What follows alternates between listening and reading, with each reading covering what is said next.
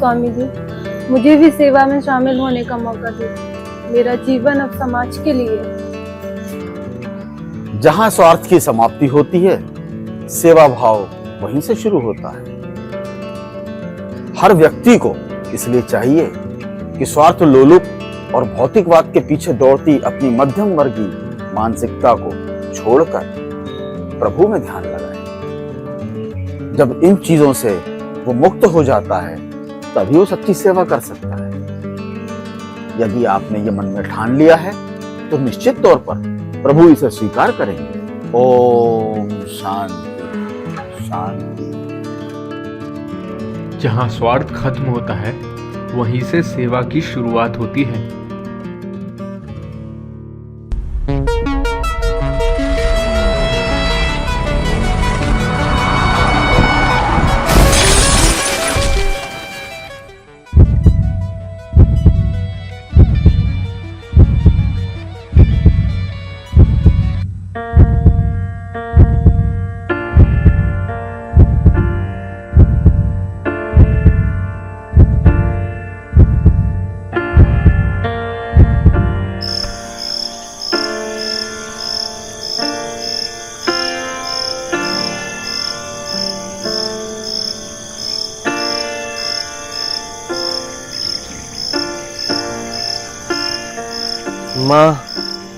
माँ आप ठीक हैं?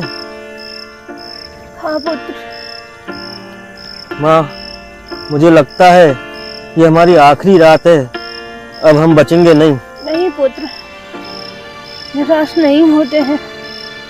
ईश्वर पर भरोसा रखो, वो हमारी सहायता के लिए जरूर किसी न किसी को भेजेंगे।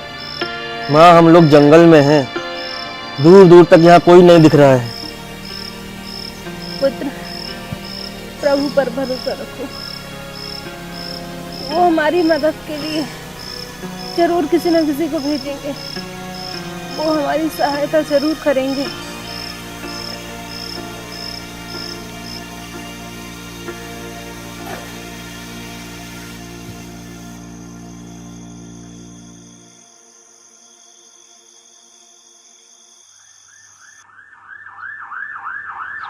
ये सिर्फ एक हादसा नहीं था, ये सवाल था सिस्टम से। बदहाल सड़कें ही दुर्घटना का कारण बनती हैं। यही कारण है कि देश के सबसे बड़े आश्रम से जुड़ी साध्वी और उनके एक शिष्य दुर्घटनाग्रस्त हो गए। अब अगर देश के धर्म गुरुओं का ये हाल है, तो देश की आम जनता का क्या हाल होगा?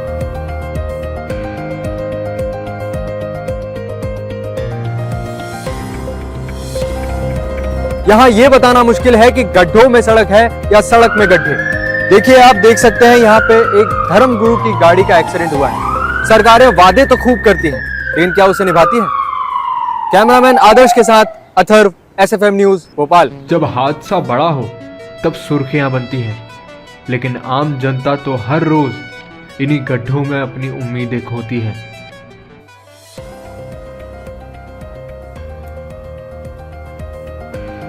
देखिए, आप देख सकते हैं यहाँ पे एक धर्म गुरु की गाड़ी का एक्सीडेंट हुआ है। सरकारें वादे तो खूब करती हैं, लेकिन क्या उसे निभाती हैं? कैमरामैन आदर्श के साथ अथर्व, SFM न्यूज, भोपाल। अरे क्या चल रहा है ये खबर चल रही है हमारे विरोध। बर्बाद हो जाए, तुम्हें इसलिए पाल लगा मैंने। चलो जल्दी, चल जाओ जल्दी, रोको उनको, पकड़ो। जी सर, देखो लो।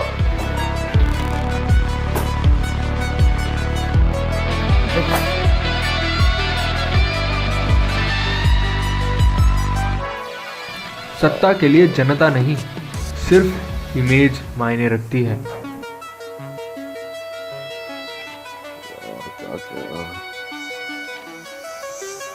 लगता है साध्वी माँ के पास ही जाना पड़ेगा, तभी काम निकलेगा।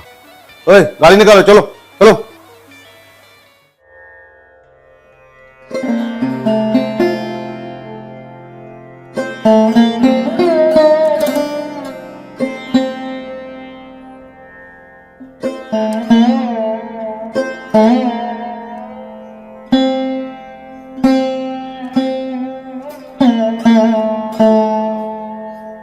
प्रणाम प्रणाम।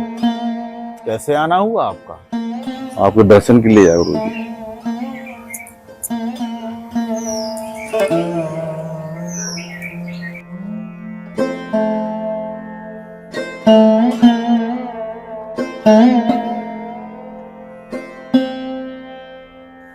माता। माता हम बर्बाद हो जाएंगे, बहुत परेशान हो गए हैं। ये पूरा मीडिया में हमारा चल रहा है, हम इतने बड़े पद पे हो गए भी हम कुछ नहीं कर पा रहे। आप भी सब कुछ कर सकती हैं, आप हमें आशीर्वाद दीजिए। और इसमें हम बहुत परेशान हो गए माता, आप कुछ कीजिए माता। क्या कर सकते हैं आपके लिए? माता जो टीवी पे, चैनल पे, सब पे चल रहा है हमारा सरकार के विरुद्ध पूरा षड्यंत्र, आपको जो चोटें आई उसके लिए हम बहुत माफी चाहते हैं। आपके जो क्षति पहुंची आपको, उसके लिए हम बहुत माफी चाहते हैं आपसे। आप हमें बर्बाद होने से बचा दीजिए माता। हम जो तो छोटी सी भेंट लेके आए आपके लिए माता, इसको स्वीकार कीजिए माता। पुत्र, हम इस धन का क्या करेंगे? कुछ धन हमारे किसी काम का नहीं है। माता आप कुछ भी कीजिए, आश्रम में लगाइए, आप इस आश्रम में कहीं पर भी लगाइए।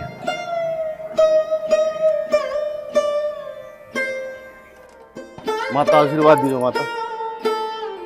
सच्ची साधना वही है जहां स्वार्थ की जगह सेवा हो।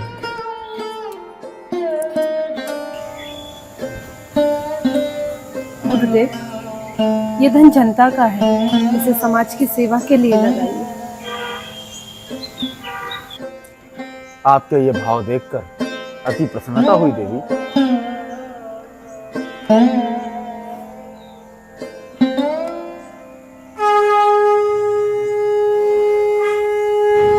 जब धन सही हाथों में हो तब वो चमत्कार बन जाता है। स्वामी जी ने दिन प्रतिदिन गांव का विकास किया। नेताजी के उन्हीं पैसों से स्वामी जी ने गांव के बच्चों के लिए सरकारी स्कूल बनवाए और गांव के बाकी लोगों के लिए स्वास्थ्य केंद्र बनवाए, और तो और किसानों की भी भलाई की। गुरुजी, जो स्कूल बनवाया है हमने, उसका पूरा काम हो ही गया है लगभग। बस इसी 2-4 दिन में उसकी उद्घाटन ही है। और गुरुजी, वो हमारी गौशाला है, उसमें भी अभी 150 के आसपास कुछ गाय माता आई हुई है, उनकी सेवा भी अच्छे से करवा रहे हैं। ध्यान रखिएगा आप, जी गुरुजी। किसी तरह की कोई तकलीफ ना हो किसी को। जी, गौ माता है, उनकी सेवा में पूरा आश्रम हमारा देखभाल कर रहा है। जरूर जरूर। और गुरुजी, जो अनाथ बच्चे हैं उनके लिए भी हम गुरुजी प्रणाम।